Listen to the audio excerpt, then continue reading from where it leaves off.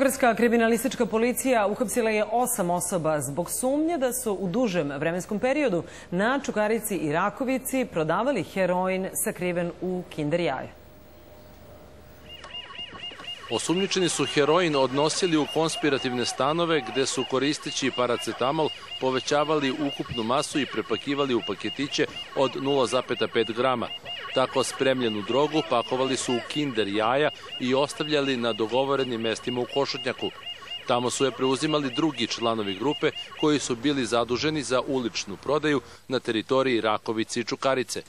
Prema saznanjima policije, članovi ove kriminalne grupe dnevno su prodavali 100 grama heroina u vrednosti od oko 170.000 dinara. Prilikom hapšenja u šumi u Košutnjaku pronađeno je 70 paketića heroina, a u jednom stanu 3 paketa od po 500 grama. Protiv osumnjičenih do sada su podnošene krivične prijave za ubistva, drogu i razbojništva.